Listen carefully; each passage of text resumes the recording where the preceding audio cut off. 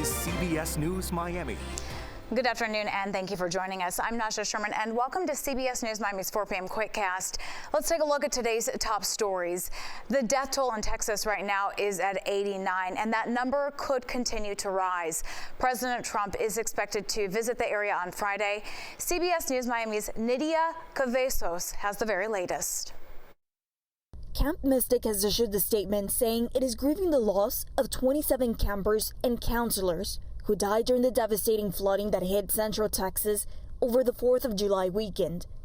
Officials say the death toll is expected to rise as they continue the desperate search for the missing. We are still currently in the primary search phase, which is the rapid one. They're running into a lot of technical challenges with terrain, with water, even potentially, with weather. 8-year-old camper Lenny McCown of Austin died in the storm. Her father confirmed, as did 18-year-old Chloe Childress, a counselor from the Houston area who had just graduated high school, and Camp Mystic's longtime owner, 74-year-old Dick Eastland. Thank God my granddaughters are okay. Georgia Congressman Buddy Carter said his 2 grandchildren survived, but their cousin, 9-year-old Janie Hunt, died. She's related to Kansas City Chiefs owner Clark Hunt. God has wrapped his arms around her, in our thoughts and prayers with all of them. In Kerrville, Emily Gutierrez told CBS News her cousin Leo's house was swept from its foundation. She said Leo, his wife, and their 2-year-old son are still missing. As much as we want to pray and hope, there's only so much a human can actually hold on.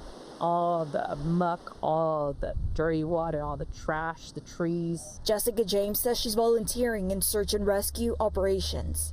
It's gut-wrenching watching all of this happen. I mean, it happened so fast, and I wanted to come out sooner, but I also didn't want to be in the way of waiting for things to get done. The floodwater surged early Friday.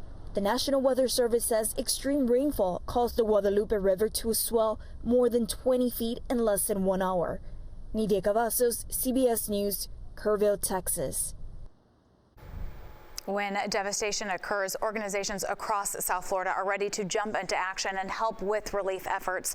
CBS News Miami's Bree Buckley reports from Doral. The team has been hard at work here all day, packing up trucks to send to Texas. I want to show you some of the items of what they're putting in these trucks. These are the hygiene kits with items like socks and different items that people need, some soap as well as other feminine products. Each truck has 26 pallets. Those are full of these family necessity kits. That includes the hygiene items as well as food and water and hydration sticks. GEM is hoping this will help 500 to 1,000 families. They also have crews on the ground handing out cash cards to try and help families get back on their feet. People lose everything. They lose their homes, they lose family members. So we're just there to help give a little bit of aid to them so they can get by. If you want to get involved, GEM needs volunteers starting back up at 10 a.m. tomorrow morning to pack more boxes to have ready to go when needed. You can also donate on their website. Now, both trucks are expected to arrive in 24 hours, so they're saying by noon tomorrow on Tuesday, the trucks will be there and they'll start passing out these items right away. In Doral, Bree Buckley, CBS News, Miami. And stay with CBS News Miami for the latest on this tragic situation in Central Florida. We'll have the latest on air and online at cbsmiami.com. Always tracking, always alerting. This is Next Weather. Here in South Florida, off and on showers today. Yeah, off and on, and I think more off tomorrow than on. So we get a little break from Yes. what, my goodness, was this weekend, Naja.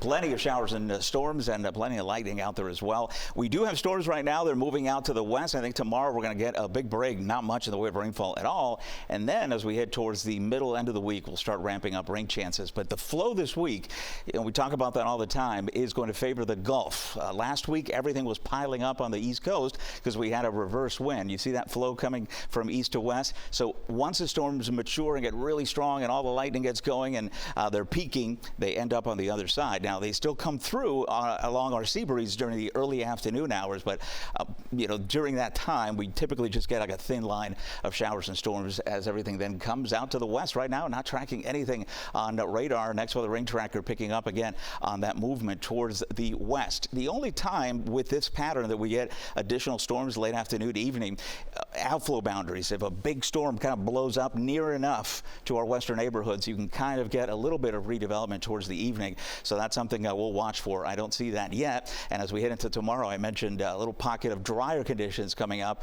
as we put this in motion. You'll be able to see again, there is the initiation as far as the sea breeze, the showers, a couple of thunderstorms, and then everything just kind of hangs out there and pushes off towards the west. A disturbance is going to help things out, as in, increase our rain chances, I think, by the middle and end of the week, and so that by Wednesday we're going to start getting a little bit higher as far as the precip chances here coming up for us. But the entire time still, regardless, Gulf is the way it's going to go for this week.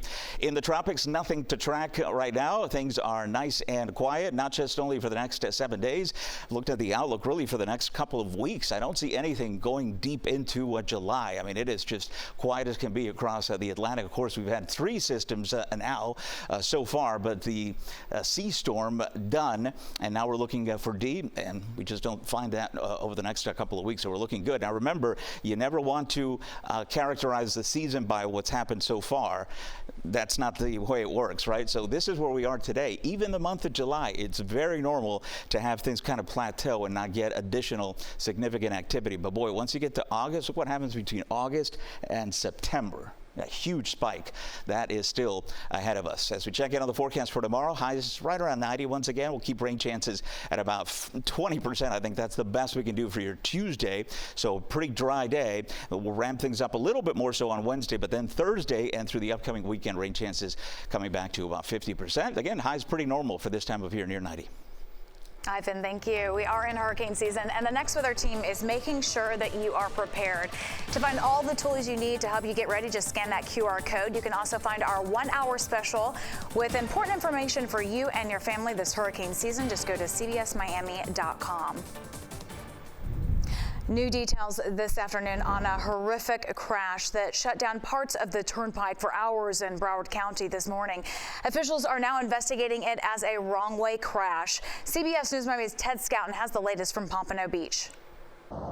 It's pretty horrific when you see the aftermath of this crash. Now, at this point, we don't know exactly where that wrong-way driver got onto the turnpike, but we do know that about 1 o'clock this morning, just before 1, he passed this area right here, went down about another half mile. That crash happened at the 65-mile mark. It's hard to make out the cars. They're so mangled after colliding head-on.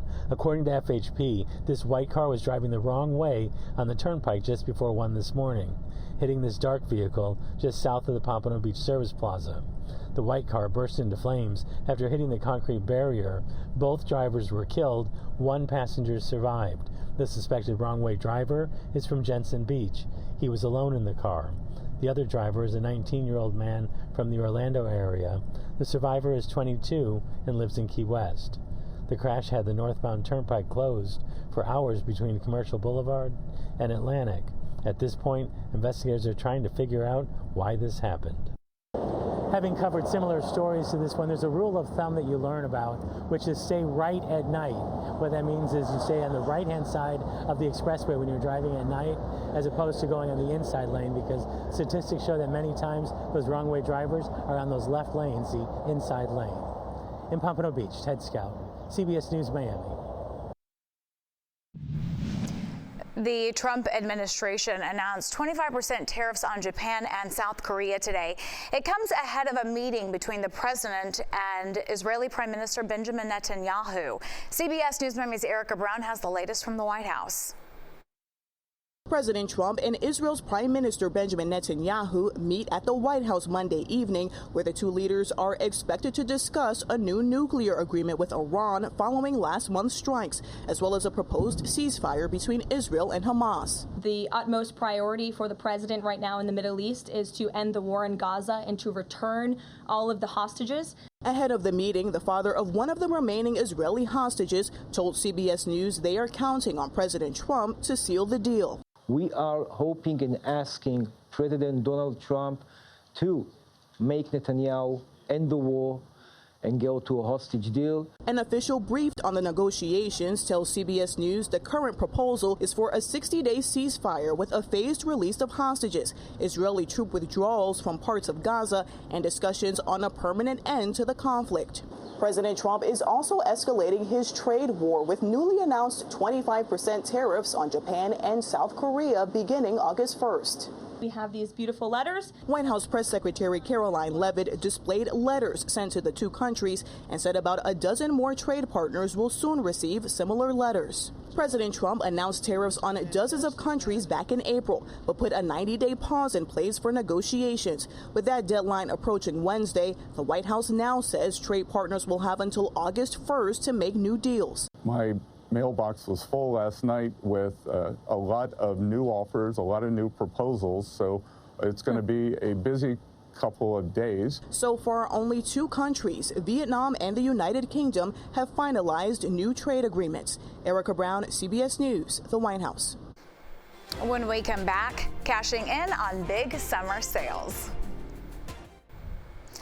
Summer is for sun and apparently shopping, and this week is a big one. Adobe Analytics market research firm predicts Americans will spend nearly $24 billion this week on online sales. It's during Amazon's extended Prime Days. Multiple retailers are competing for your hard-earned dollars this week. Stores like Target, Kohl's, Walmart, Best Buy, and Nordstrom are offering deals. We're also seeing retailers extend their sales versus previous years. Remember, though, most of the stuff that you're going to see online or in store, I mean, that's already in the country. It's not going to be subject to further tariffs. Experts recommend using price check tools and stacking discounts with the Cashback app.